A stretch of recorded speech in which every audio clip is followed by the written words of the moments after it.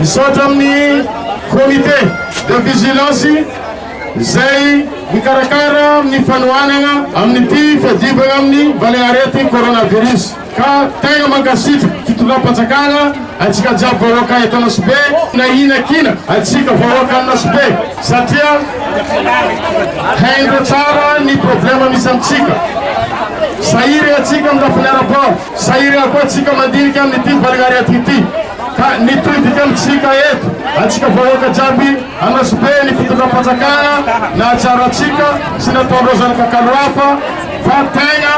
manana ray aman-dreny tokoa atsika vahoaka Anosibe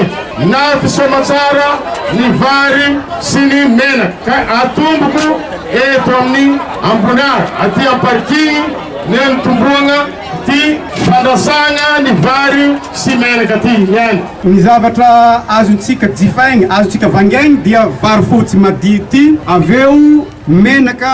mola anaty jerikany ty io zany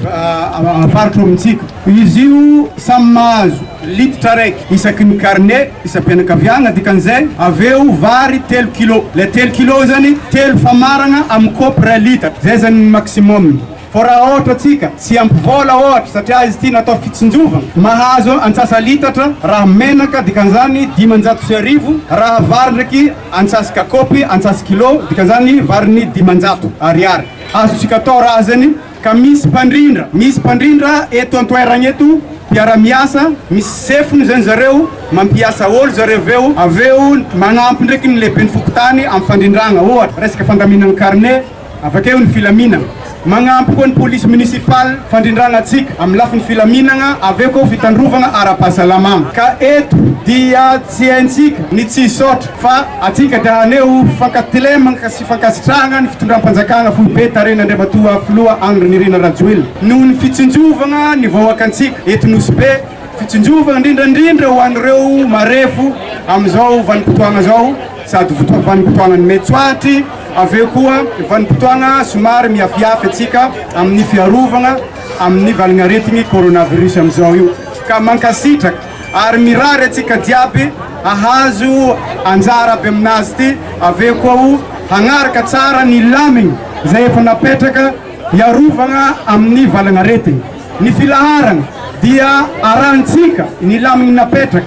isaka ny carnet no angalagna azy ary ny filahara magnaja ny elagnelagna 2 metatra igny zany filahara ary 2 metatra tsy mifampikasokaso zay ny tegna fehiny ny zaza madiniky tsy amintsika eto milahatra vary fa tsy maintsy olo maventy no milahatra ary rehefa mahazo mandeha mody tonga an-tragno magnanasa tagnana tsara madio tsara atsika magnanjay zany magneragna ny fokotany 4 isantarantsika azy eto niany isan-kerignandro atsika miezaka farafahaheliny indroa magnano fivarotana karaha zao atsika agnatin'ny herignandro raiky ka zay zany agnisan'ny antondiany reto zay reto agnisan'ny komity mandamigny zao fanokafana zao fivarotana fisokafany varimora zao aveo koa agnisan'ny komity koa misoroko ny fiadivantsika amin'ny valignaretigny coronavirus ka aoka atsika jiaby hiaraka ifagnentana ary ifagnometagnana amizay fiaraha-miasa maro lafo zay eo fitsinjovagna sy ara-tsosialintsika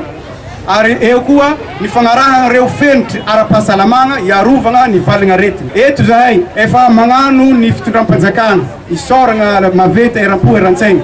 aveo koa mbola tsy misasaka zahay amin'ny komity le mitantagna ny